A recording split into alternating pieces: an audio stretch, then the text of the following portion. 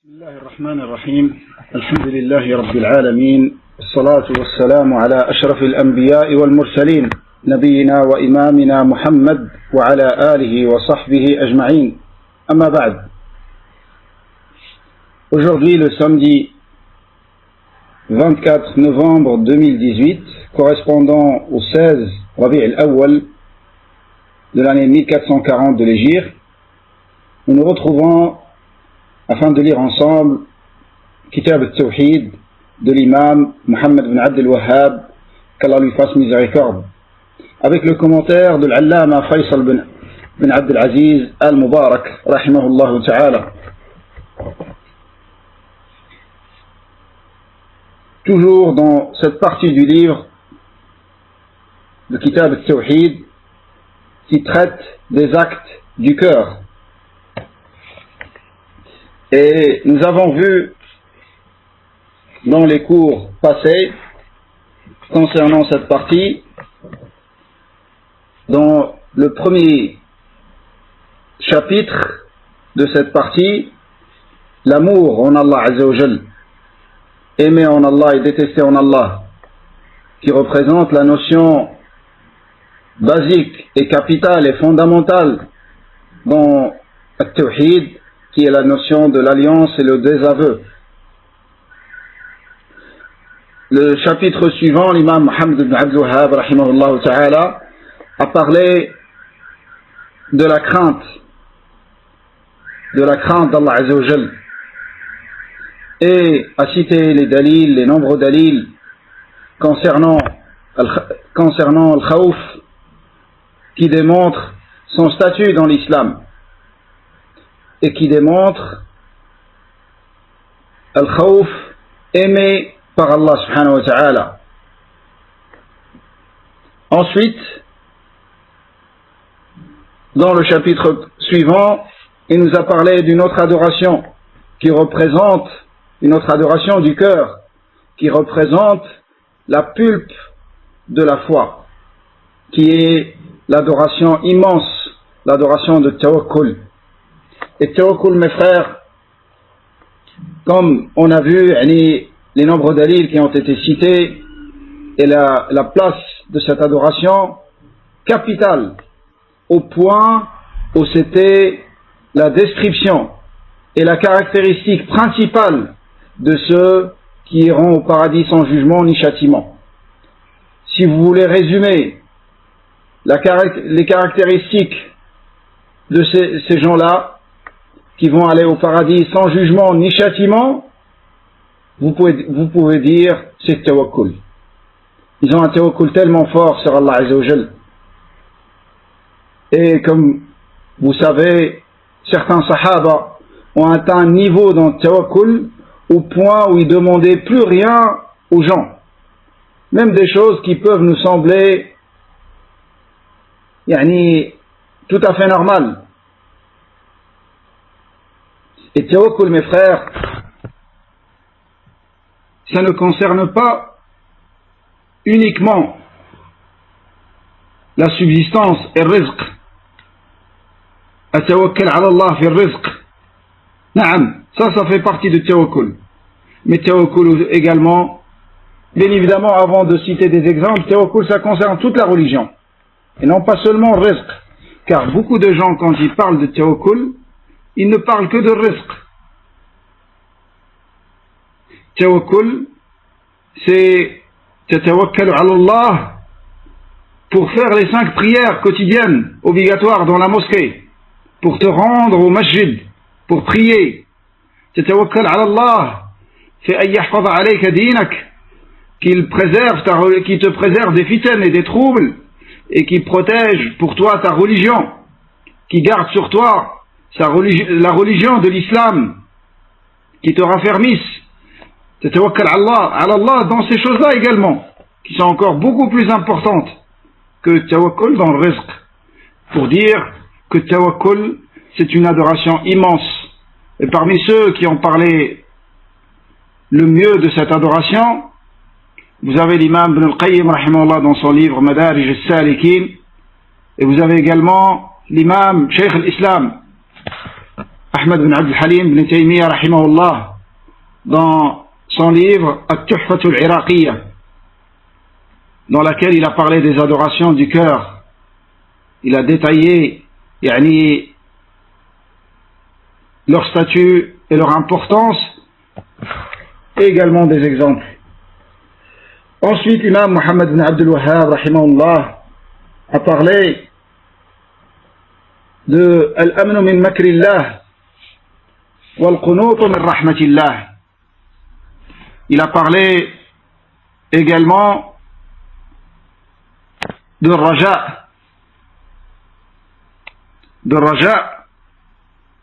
Et qu'est-ce qui est loué de raja? Et quand est-ce que raja, quel est le signe du mauvais raja?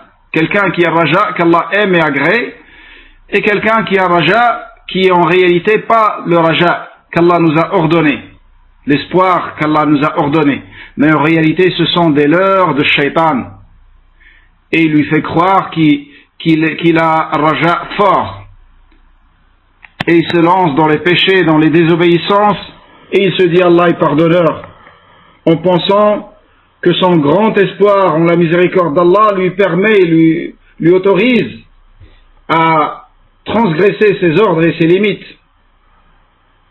Mais comme on a vu, l'espoir qu'Allah aime et agrée, et qui est un pilier de l'adoration, de n'importe quelle adoration, cet espoir, son signe, c'est la multiplication des œuvres pieuses et l'éloignement des interdits.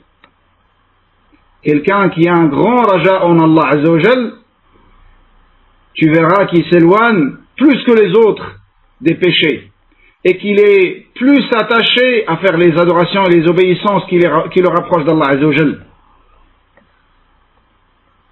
Et là aujourd'hui, l'imam Muhammad ibn Abdul Wahhab ne parlera d'une adoration du cœur, qui est une des adorations les plus importantes dans l'islam. Et on va voir quelques paroles de salaf concernant cette adoration et concernant son statut. Cette adoration, c'est l'adoration de sabr.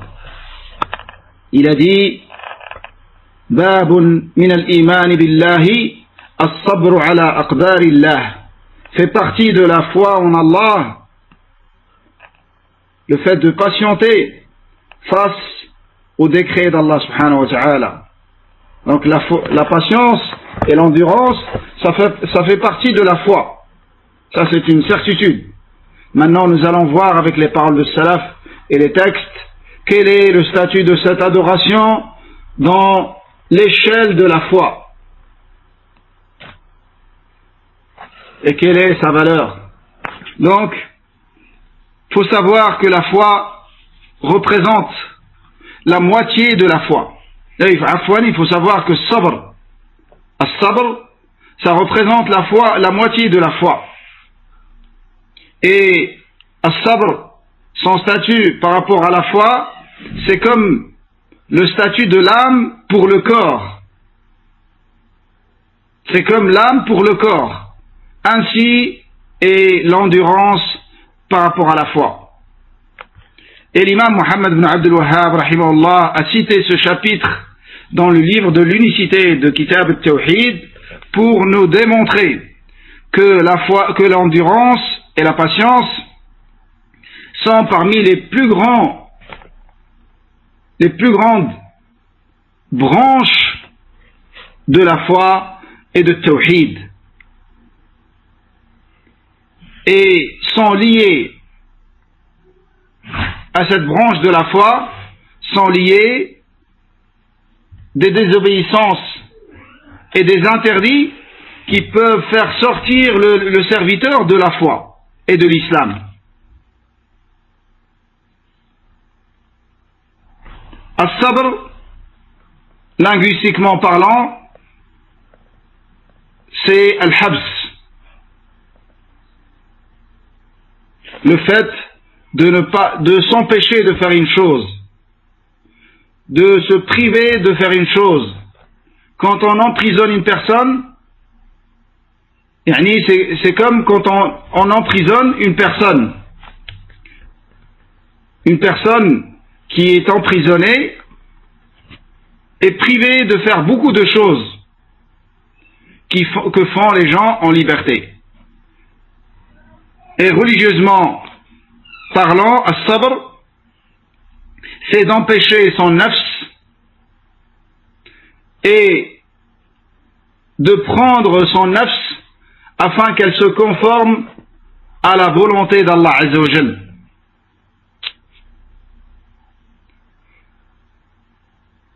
Donc sabr, c'est que tu vas tout faire pour que tu sois en conformité avec la volonté d'Allah Azza wa Jal. Et sabr, comme les savants disent, est de 3 catégories. صبر على المأمور أو كما يقال صبر على طاعة الله حتى تؤدى. والقسم الثاني صبر على المحظور أو كما يقال صبر عن معصية الله حتى تجتنب. والثالث صبر على المقدور فيصبر العبد على أقدار الله المؤلمة. Donc, sabr est de 3 catégories. La première, c'est d'endurer jusqu'à se conformer aux ordres d'Allah, afin qu'ils soient accomplis et afin qu'Allah Azza wa Jal soit obéi. Donc, le premier sabr, c'est sabr pour accomplir l'adoration. Donc pour adorer Allah, tu as besoin de sabr. Pour faire salat dans la mosquée, tu as besoin de sabr. Sortir de chez toi, quitter ton lit et les choses que ton nefs aime et dans lesquelles elle trouve son repos et son bien-être, et sortir pour aller prier dans une des mosquées avec le groupe des musulmans pour un homme. Sabr pour accomplir le pèlerinage. As-sabr pour jeûner le mois de Ramadan. Et d'ailleurs le mois de Ramadan, entre parenthèses, ça a été rapporté dans des textes qu'il est appelé le mois de sabr. Car c'est un mois dans lequel tu prives ton nafs de choses qu'elle aime et qui sont pourtant autorisées en dehors de Ramadan, en dehors de la période de jeûne. Mais tu vas faire preuve de sabr face à ces choses-là que le nafs désire par obéissance à Allah subhanahu wa ta'ala. La deuxième catégorie, as-sabr ala al-mahzour, patienter et faire preuve d'endurance pour s'éloigner de ce que Allah Azza wa Jalla a interdit. Car également l'éloignement d'interdit nécessite as-sabr. Nécessite as-sabr. Allah Azza wa Jalla, dans notre fitra, il nous a fait aimer les plaisirs et les choses de ce bas monde. Dans notre fitra, on est comme ça. Comme les savants ont dit dans l'explication de Qawlullah Azza wa Jal, Hubbiba linnasi, Zuyyina linnasi hubbu shahawati min al-nisa'i, l'aya. Donc Allah Azza wa Jal nous a fait aimer les plaisirs de ce bas monde, tels que les femmes. Bien évidemment, on parle dans le cadre autorisé. Et on aime ces choses-là. On aime l'argent, la richesse, les enfants, les biens de ce bas monde. Et donc, quand c'est autorisé. Et quand c'est interdit, également l'être humain, il a un penchant vers ces choses-là, et pour s'en éloigner, il a besoin de sabr. Il a besoin de sabr, afin de ne pas suivre sa passion. Et toute chose qu'il aime, il l'a fait, même si Allah l'a interdit.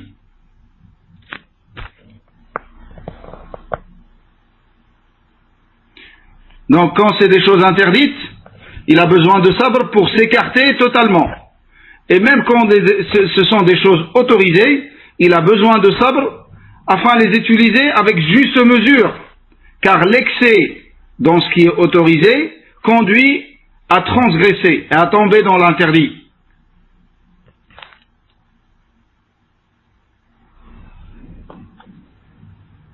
La troisième catégorie de sabr, c'est as-sabr ala al-maqdour. Patienter face au décret d'Allah Azza wa Jal. Amer. C'est-à-dire le décret que le nafs n'aime pas. Car dans le décret d'Allah Azza wa Jal, il y a des choses que le nafs aime.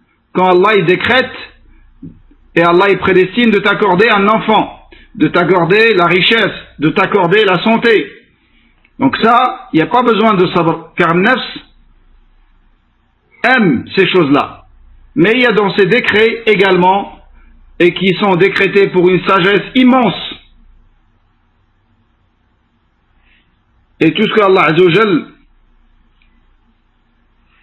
a décrété est un bien. Que ce soit un bien en soi-même ou un bien pour autrui. Allah a décrété l'existence du croyant, ce qui représente un bien en soi-même. Et Allah a décrété l'existence du kafir, qui représente un bien pour autrui. Car s'il n'y avait pas de kafir, il n'y aurait pas eu beaucoup d'adoration qu'Allah aime et agrée énormément, tel que le da'wa, tel que le jihad fi sabilillah, tel que énormément d'adorations qui sont aimées par Allah Azza wa Jal. L'amour et l'alliance et le désaveu, aimer et détester en Allah, toutes ces choses-là n'auraient pas eu lieu. Donc ce que Allah a décrété, tout ce que Allah a décrété est un bien. Tous les actes et les décrets d'Allah sont un bien. Mais le mal se trouve dans les choses qui sont décrétées. Le kafir c'est un mal, naam. Mais le fait qu'Allah a décrété son existence, c'est un bien. Pour les raisons que je vous ai citées, et d'autres raisons qui sont tellement nombreuses que les hommes de science citent. Et ça, même tout ce que les hommes de science citent, ça représente une partie des sagesses. Car il faut savoir avec certitude qu'on ne peut jamais connaître la totalité des sagesses d'Allah subhanahu wa ta'ala concernant une législation. Walillahi al-hikmatul baligha. La sagesse absolue appartient à Allah subhanahu wa ta'ala. Donc ça c'est par rapport aux trois catégories de sabr. Patienter face au destin d'Allah Azza wa Jal, amer, comme quand le serviteur est éprouvé par la mort d'un proche aimé, comme quand il est éprouvé par la pauvreté, par la maladie, par la sorcellerie, il est éprouvé par des choses qu'il n'aime pas, que son nafs n'aime pas à la base. Ça demande de la patience. Ça demande de la patience. Et il faut savoir que les gens, face au décret d'Allah Azza wa Jal, sont de deux catégories. La première catégorie de gens, c'est ceux qui agissent comme Allah aime face à ces décrets amers. C'est-à-dire qu'ils vont faire preuve au minimum de patience. Ils vont patienter, malgré qu'ils détestent cette épreuve, mais comme il sait que ça provient d'Allah et c'est Allah qui l'a destiné pour beaucoup de sagesse, et tout ce que Allah prédestine, c'est un bien, comme bien même lui, à cause de sa faiblesse, il aurait préféré ne pas être éprouvé, mais il l'accepte. Donc ça, c'est un degré obligatoire. Il y en a qui vont atteindre un degré plus élevé que celui-là. Et non pas seulement ils vont faire preuve d'endurance et de patience, mais ils vont être satisfaits face au décret d'Allah Azza wa Jal. Allah l'a éprouvé par une chose que de manière générale les gens détestent, lui il va avoir rida par rapport à cette chose-là. c'est-à-dire qu'il va avoir une satisfaction et il va avoir une sérénité et un apaisement dans son cœur par rapport à ce décret d'Allah Azza wa Jal. Et le signe de Rida, car beaucoup de gens se posent la question, comment faire la différence entre Rida et As-Sabr? La caractéristique avec laquelle tu arrives à distinguer, est-ce que tu es dans le degré de Rida ou dans le degré de Sabr? Le degré de Sabr qui est un degré obligatoire. Et celui qui ne le respecte pas, il est tombé dans le péché. Et ça peut arriver à un péché qui fait sortir de l'islam. Ça peut être un grand péché. Au minimum, c'est un grand péché. Ça peut arriver jusqu'à la mécréance, wal-iyadhu billah. Donc, comment savoir dans quel degré t'es? Si, au fond de toi, tu sais que tu détestes cette épreuve, mais tu l'acceptes. Ça, c'est le sabr. Mais si tu arrives à un degré où pour toi, au fond de toi, dans ton cœur, c'est pas avec ta langue, c'est facile de parler avec ces choses-là, mais au fond de toi, dans ton cœur, pour toi, l'arrivée de cette épreuve ou non sont identiques pour toi. Que tu sois éprouvé ou pas, c'est pareil. Ça, c'est le degré de Rida, qui est un degré extrêmement élevé. Encore plus élevé que ce degré de Rida, c'est le degré de Shukr. C'est que le serviteur va avoir tellement de science et de connaissances concernant son Seigneur subhanahu wa ta'ala, concernant Allah subhanahu wa ta'ala, et concernant le rahma d'Allah subhanahu wa ta'ala vis-à-vis de ses serviteurs et de ses créatures, et tout en particulier vis-à-vis de son serviteur croyant, muwahhid, qu'il aime et qu'il adore, et qui va voir dans cette épreuve, qui va voir en cette épreuve des bienfaits d'Allah Azza wa Jal. Il va voir dans l'épreuve des bienfaits d'Allah subhanahu wa ta'ala. Et parmi les bienfaits que Salaf ont cités, tels que ce qui est connu de Shuraih al-Qadi, qu'il voyait dans chaque épreuve, il voyait que cette épreuve a été dans le dunya et non pas dans la religion. Par exemple, quelqu'un qui est éprouvé par sihr, le mal et l'handicap qu'il puisse avoir, c'est dans le dunya. Au contraire, dans la religion, en général, tu vois que la personne, elle se rapproche davantage d'Allah subhanahu wa ta'ala. Et combien de personnes ont dit, si seulement s'il n'a pas été éprouvé par ce sihr, peut-être qu'il ne serait pas accroché à la religion comme il l'est aujourd'hui. Car avec sihr, comme si tu es forcé de t'attacher à la religion. Car tu sais que c'est la seule et l'unique issue pour t'en sortir de cette épreuve.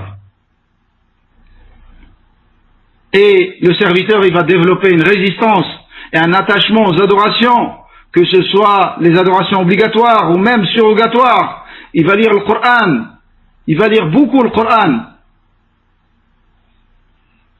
car lui, il arrive à un point où il voit d'une manière matérielle et palpable l'effet de ses adorations sur la chose par laquelle il est éprouvé. Et ça, en général, ça n'arrive pas tout de suite. C'est quand tu patientes et tu lis le Coran. Là, au début, les shayatins, ils vont te combattre. Bien évidemment, ils vont pas te laisser les affaiblir et peut-être même annuler leur travail. Ils vont tout faire pour que tu n'y arrives pas et pour que tu t'habitues pas à ces adorations. Car une fois que tu vas t'habituer à ces adorations, tu deviens extrêmement fort et puissant par la grâce d'Allah pour eux.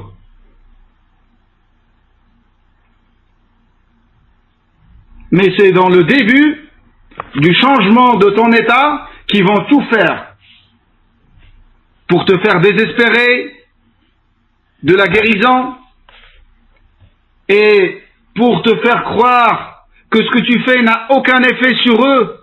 Combien de personnes, quand tu lis sur eux le Coran, Shaitan il rigole, il prétend que ça lui fait rien. Et ça c'est mensonge pour te faire croire qu'il est tellement fort et puissant que le Coran n'a pas d'effet sur lui. Ça, c'est un mensonge. Ou il y a des frères ou des sœurs, Shaitan, il les fait tomber dans d'autres ruses, comme celle que je vais citer maintenant. Quand quelqu'un vient faire sur lui, vient lire le Coran sur lui, Shaitan, il montre l'effet et que ça lui fait mal. Mais par contre, quand le frère ou la sœur elle-même lit, il ne montre pas d'effet. Ça, c'est pour le faire douter. Comme quoi, sa récitation sur sa personne, sa propre personne, n'a pas d'effet. Et sachez, mes frères et sœurs, que les efforts que tu fais par toi-même, c'est ce qui fait le plus de mal, shayatin. Car si cette épreuve devient une cause de ton attachement davantage à la religion, quelle ni'ma est cette épreuve, avec toute la récompense qu'Allah te réserve dans l'au-delà. Comme il est rapporté dans les textes, Allah fera venir, dans le hadith, Allah fera venir les gens, les adorateurs, les jeûneurs, ceux qui font hajj, ceux qui font salat, il leur donnera leur récompense. Et ensuite il fera venir ceux qui avaient l'endurance et la patience, il leur donnera à ce qu'on verse sur eux la récompense sans compter. Et Nabi alayhi salam a lu قول الله عز وجل إنما يوفى الصابرون أجرهم بغير حساب. Les endurants, certes, ils obtiennent leur récompense sans compter.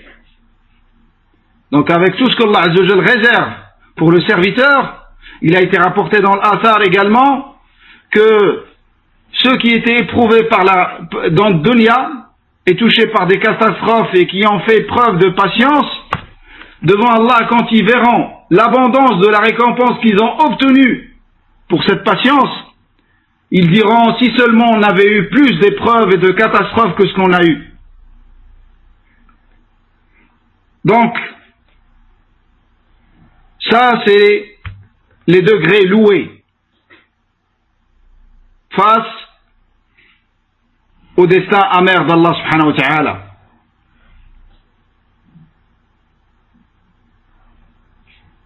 Le destin qui ne convient pas au serviteur et qui ne correspond pas à ce qu'il aime. Et par rapport à ce qui est blâmable,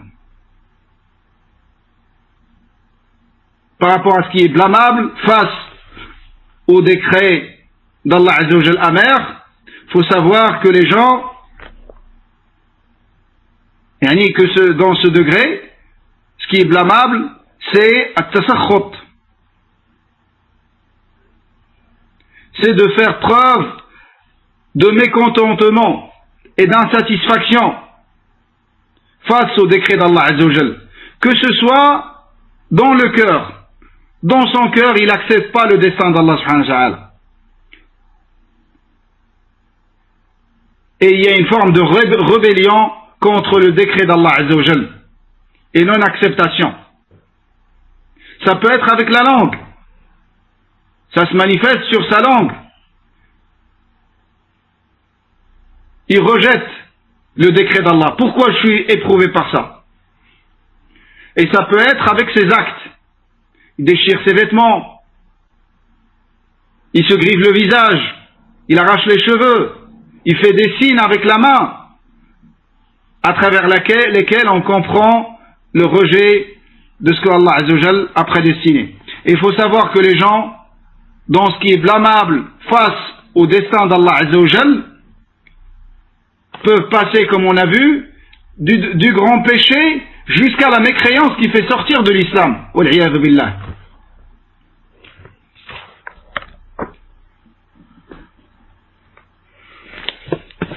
Cheikh Abdurrahman bin Qasim rahimahullah, dans son Hashiya sur Kitab al-Tawhid,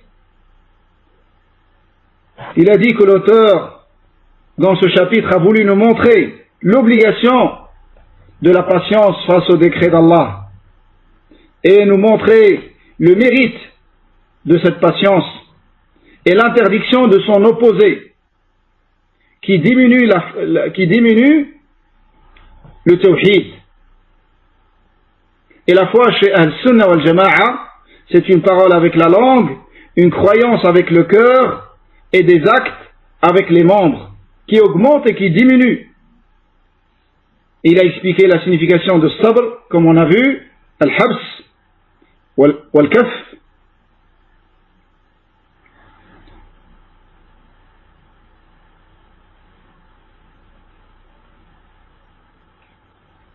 Et il a cité le hadith rapporté dans les deux authentiques. Nabi alayhi sallam a dit Ma u'tiya ahadun ata'an khayran wa awsa'a min as-sabr. On n'a jamais donné à quelqu'un quelque chose de meilleur et de plus large que la patience. C'est parmi ce que Allah Azza wa Jal donne, parmi ce qu'il y a de mieux de ce que Allah Azza wa Jal donne aux serviteurs.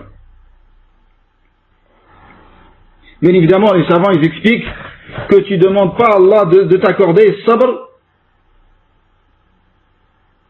Yani, tu ne demandes pas à Allah de t'accorder sabr quand tu n'es pas éprouvé.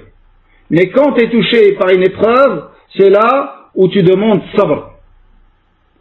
Mais en dehors des épreuves, tu demandes à Allah de te préserver. Tu demandes à Allah l'afiyah, qui est encore meilleur, de te préserver et de ne pas t'éprouver, surtout dans ta religion. Mais quand tu es éprouvé, c'est là où tu demandes à Allah sabr, dans cette épreuve. Car si tu demandes sabr avant, et qu'Allah exauce ton invocation et t'accorde sabr, il t'accordera des épreuves proportionnelles à ce degré de sabr qu'il t'a accordé. Car plus ton sabr augmente, plus Allah t'accordera des preuves. Et par rapport à ça, il a été rapporté des hadiths dans ce sens-là.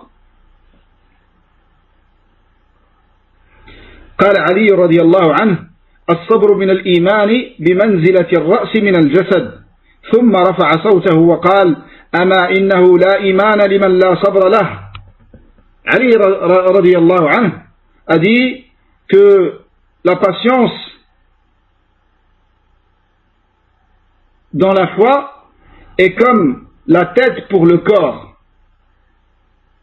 Et ensuite il a haussé sa voix en disant certes, il n'a pas de foi celui qui n'a pas de patience. Et ça mes frères, comme on a vu souvent, est toujours profitable et bénéfique de le rappeler, quand vous lisez il n'a pas de foi, ça peut être interprété dans deux sens, c'est-à-dire qu'il n'a pas la foi obligatoire. Si il n'accepte pas l'épreuve d'Allah sans que ça arrive au degré du kufr, sans que ça arrive au degré du kufr. Donc là on dira qu'il n'a pas la foi obligatoire, qu'Allah a rendu obligatoire. Ou la deuxième explication, il n'a pas de foi du tout, c'est-à-dire c'est un kafir, celui qui n'a pas de sabr du tout et qui va rejeter le dessein d'Allah d'une manière qui le fait sortir de l'islam.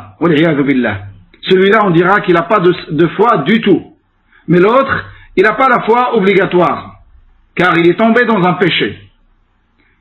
Et la foi obligatoire, c'est en faisant tout ce que Allah t'a rendu obligatoire et en délaissant tout ce que Allah t'a rendu interdit. C'est ça la foi obligatoire. فعل المأمورات وترك المحظورات. Ensuite, il a rapporté Cheikh Abdurrahman bin Qasim rahimahullah la parole de l'imam Ahmad dans laquelle il a dit qu'Allah Azza wa Jal a cité la patience dans 90 passages dans son livre. Et sabr, c'est empêcher un nafs de la rébellion et de la révolte contre la volonté d'Allah, et d'empêcher la langue des plaintes et de l'insatisfaction face au décret d'Allah subhanahu wa ta'ala. Sabr fait partie de sabr, de ne pas se plaindre. C'est pour ça l'imam Ahmad, quand il était très souffrant dans sa maladie, il faisait l'anin. Vous savez, quand le malade souffre énormément, qu'Allah accorde la guérison à tous nos frères et sœurs qui sont éprouvés par des maladies. Il y a des maladies qui font souffrir, au point où la personne, même si elle s'empêche de parler, elle fait un petit son qui s'appelle anin. Elle dit L'imam Ahmad, il avait un anin comme ça, et quelqu'un lui a rapporté une parole d'un tabi'i qui s'appelle Tawus ibn Kaysan, rahimahullah. Tawus ibn Kaysan, rahimahullah ta'ala, dans laquelle il rapporte de Abdullah ibn Abbas, radiyallahu anhuma, comme quoi l'anin fait partie de tashakki. C'est une forme de plainte. Comme si tu te plains. Et il a arrêté de le faire. Rahimahullah wa radiyallahu anhu. Regardez comment ils étaient salaf. Il n'y a pas besoin de faire beaucoup de discours, de parler longtemps. La chose est rapportée. Sami'na wa ata'na ghufranaka rabbana wa ilayka al-masir. Qu'Allah nous facilite de mettre en pratique ce que nous apprenons. Qu'Allah fasse que ce que nous apprenons ne soit bénéfique et profitable, que ce soit un argument pour nous et non pas contre nous. Mais nos salafs, ils étaient comme ça. La rapidité dans l'exécution aux ordres d'Allah, du moment que c'est rapporté authentiquement, ils s'exécutent. Ils ne rentrent pas dans des débats rationnels. Pourquoi? Est-ce que c'est obligatoire? Est-ce que c'est recommandé? Est-ce que c'est surrogatoire? Du moment qu'il a la capacité d'obéir et de s'exécuter, et que c'est la parole d'Allah ou la parole de son messager, il met en pratique directement.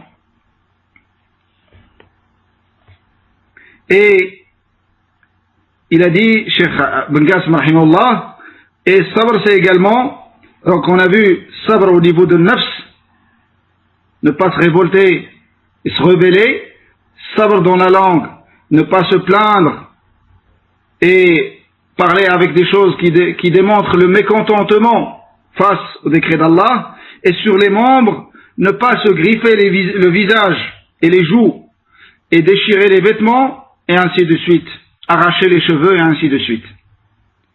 Et ça, c'est comme font certaines femmes, qu'Allah nous guide et les guide, dans des enterrements, quand il y a un décès d'une personne proche, qu'est-ce qu'ils font?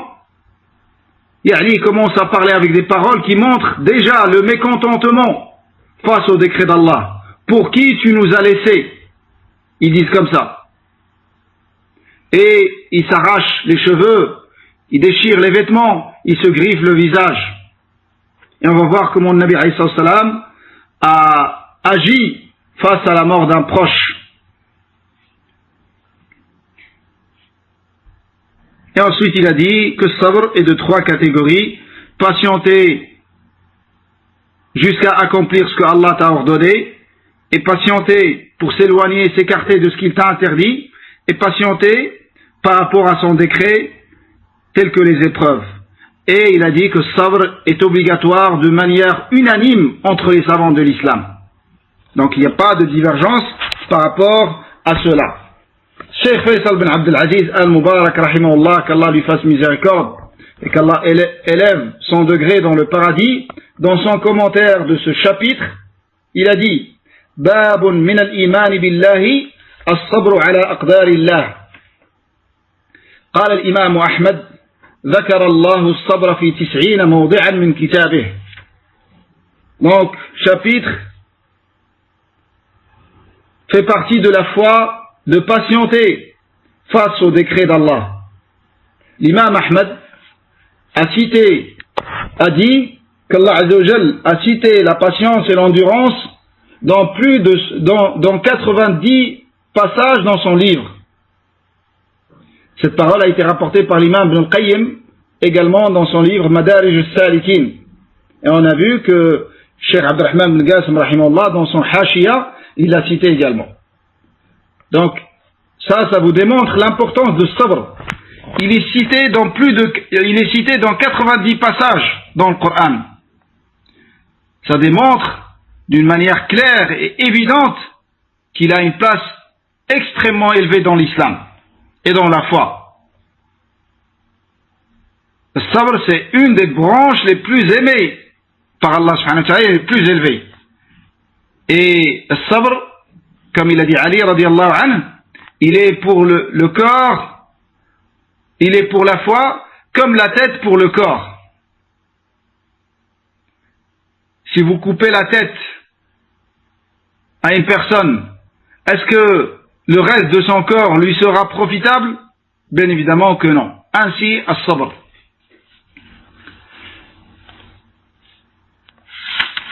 L'imam Ahmad dans ce chapitre, l'imam Muhammad bin Abdul Wahhab rahimahullah dans ce chapitre a cité un verset et un athar de Alqama dans lequel il explique le verset. Il a cité 4 ahadith. Le premier verset, qawlullah azza wa jal, wa man yu'min billahi yahdi qalbah. Wa man yu'min billahi yahdi qalbah. Qawluhu wa man yu'min billahi وأول الآية ما أصاب من مصيبة إلا بإذن الله أي بمشيئته. Celui qui croit en Allah, quiconque croit en Allah, Allah guide son cœur. Le début de ce verset, toute épreuve qui vous touche, c'est avec la permission d'Allah subhanahu wa ta'ala. C'est avec la permission d'Allah subhanahu wa ta'ala. C'est-à-dire, c'est avec sa volonté et sa sagesse. C'est avec sa volonté et sa sagesse. قال علقمة هو الرجل تصيبه المصيبة فيعلم أنها من عند الله فيرضى ويسلم. Donc Alqama rahimahullah a dit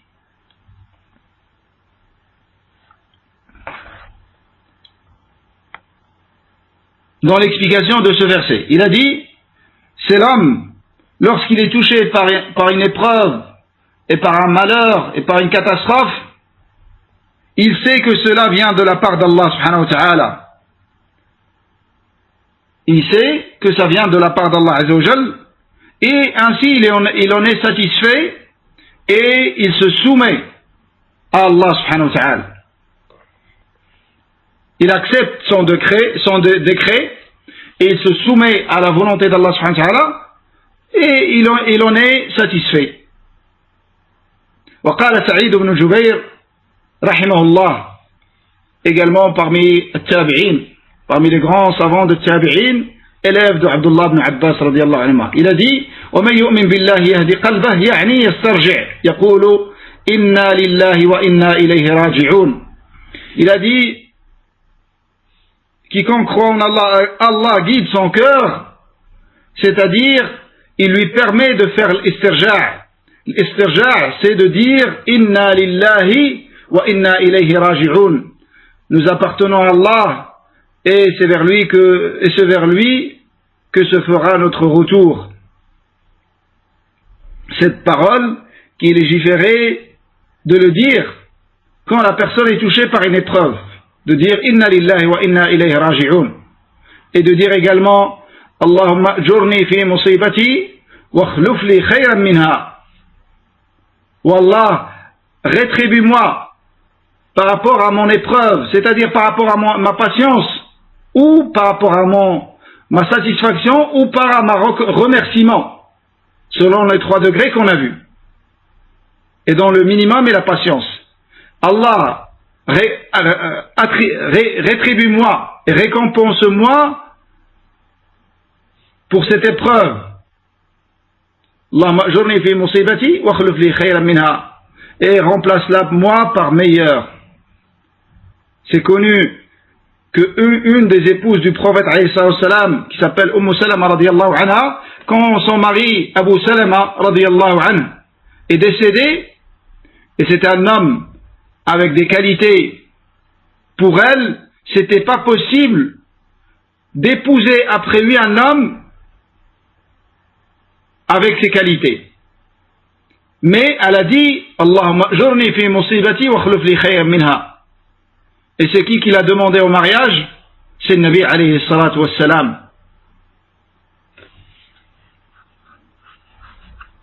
Donc, ce verset, وَمَن يُؤْمِن بِاللَّهِ يَهْدِ قَلْبَهُ, celui qui croit en Allah, qui sait que cette épreuve, c'est Allah qui l'a décrétée, pour des sagesses extrêmement nombreuses, et qui accepte et qui se soumet à la volonté et au décret d'Allah subhanahu wa ta'ala, Allah guide son cœur, Allah augmente sa foi, Allah lui l'aide davantage dans son épreuve. حديث أبي هريرة رضي الله عنه في صحيح مسلم أن رسول الله صلى الله عليه وسلم قال اثنتان في الناس هما بهم كفر الطعن في النسب والنياحة على الميت. Donc dans l'authentique de l'imam Muslim rahimahullah, Abu Huraira radiyallahu anhu a dit, a rapporté du messager d'Allah alayhi sallam qu'il a dit, deux caractéristiques de la mécréance se trouvent chez les gens. La première, at-ta'nu fi an-nasab.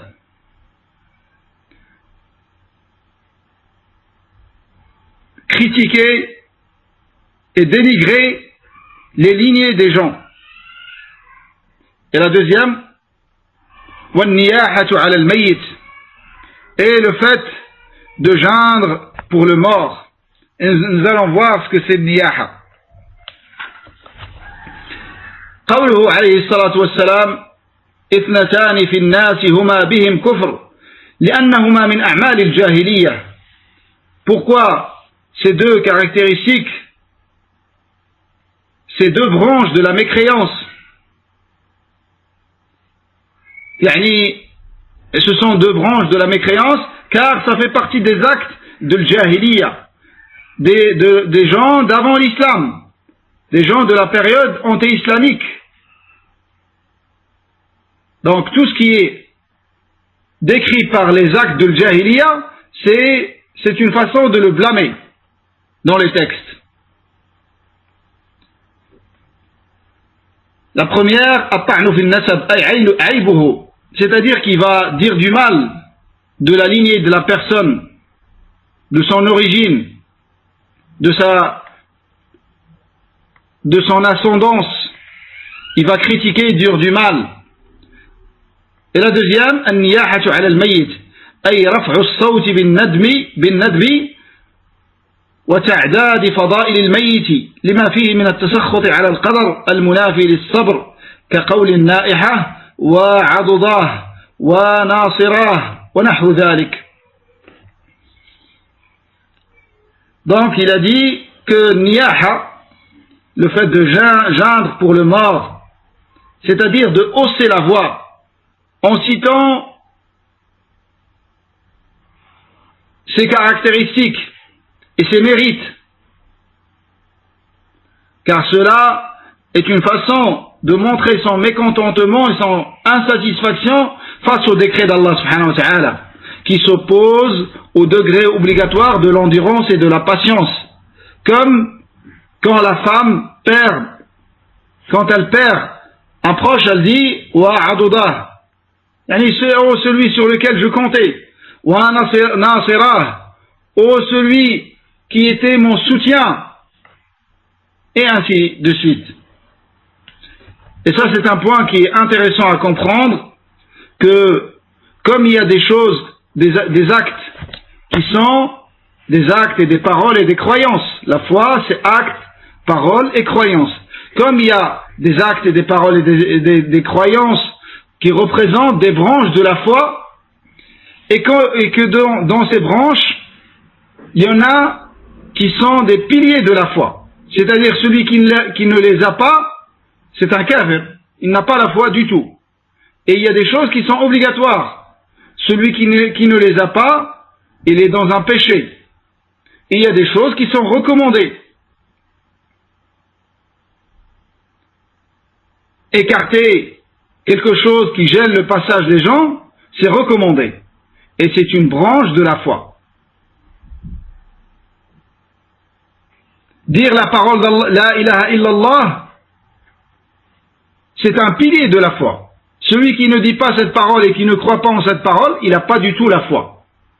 Et les obligations, telles que, par exemple, si on prend un acte, prier dans le groupe pour le musulman, faire le hijra, quitter la terre de mécréance pour le musulman qui en a la capacité, et ainsi de suite. Donc ça représente des obligations. Ça veut dire quelqu'un qui ne fait pas, qui délaisse la prière à la mosquée et qui prie chez lui sans avoir une raison valable religieusement parlant, il est tombé dans un grand péché. Quelqu'un qui délaisse le hijra et qui reste dans des pays de kufr et qui vit dans des pays de kufr tout en ayant la capacité d'aller s'installer dans un pays d'islam, également il est tombé dans un grand péché. Et il est en permanence dans un grand péché jusqu'à sortir de ce péché, jusqu'à faire tawbah. Et tawbah, c'est délaisser l'acte interdit et le regretter et avoir la ferme intention de ne plus jamais retomber dedans. Ça, c'est par rapport à la personne elle-même. Alors que dire quand on se rajoute à cela le danger auquel t'expose ta famille, tes enfants, la chose la plus chère que tu possèdes dans ce bas monde. Ton épouse, tes enfants, tu l'exposes à un grand danger en les laissant grandir avec le kuffar et en prenant leurs habitudes, leurs coutumes et même leurs croyances pour ceux qui les mettent dans leurs écoles. Qu'Allah aide et facilite à tous nos frères et sœurs. Et ça, c'est pas pour dire du mal.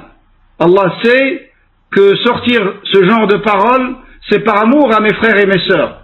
Et par amour, et en aimant pour eux ce que j'aime pour ma personne. Et en souhaitant pour eux ce que je souhaite pour ma personne. Mais il faut qu'on se bouge et qu'on réalise et qu'on passe à la mise en pratique. Je ne pense pas qu'il y ait un salafi qui n'est pas convaincu par l'obligation de l'hijra et par l'obligation d'aller vivre dans les pays de l'islam. Mais des fois c'est la faiblesse et qu'Allah nous renforce et nous aide et nous facilite. Et dans ça, pour revenir à un point qu'on a vu, tawakkul, t'as besoin de tawakkul ya akhi. T'as besoin de tawakkul dans le hijra. Le hijra, il faut savoir que c'est pas une question d'argent et de richesse. Et celui qui pense il attend d'avoir une certaine somme pour faire le hijra, il attend d'avoir ça et d'avoir ça, des choses de dunya, il faut savoir qu'il se trompe et qu'il est dans des leurres de shaitan et dans des ruses de shaitan.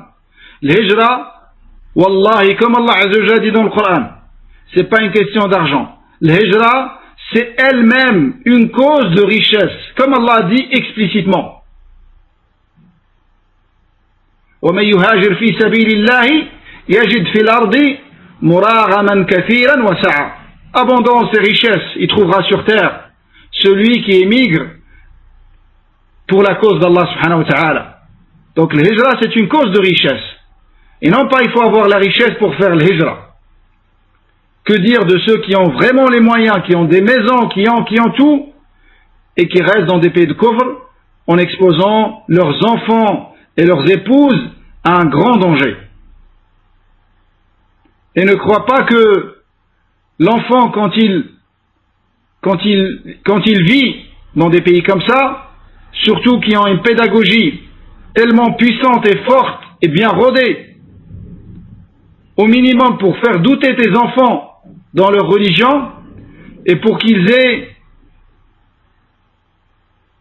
une gêne à montrer ouvertement leur attachement à la religion de l'islam, ça devient une gêne pour lui qui est musulman.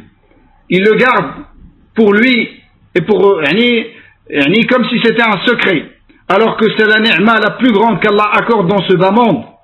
T'es gêné de ça? Mais en vivant dans des sociétés comme ça, na'am, la personne Allah c'est ce genre de choses. Et comment y remédier par la suite? Qu'Allah nous facilite à tous et nous raffermisse pour ceux qui ont franchi ce pas, qu'Allah nous raffermisse tous.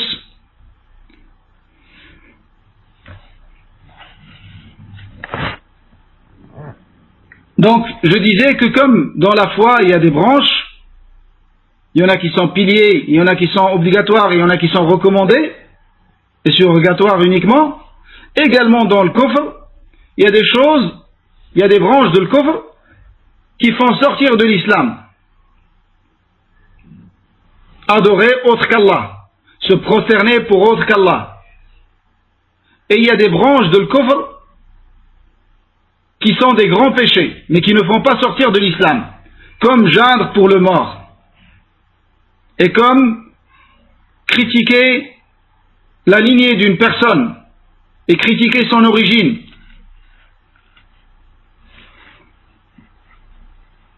C'est d'une famille qui n'a pas de statut, qui n'était pas d'une famille noble dans la société.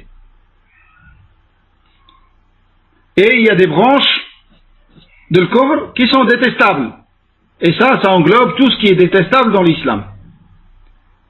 Tout ce qui est détestable dans l'islam.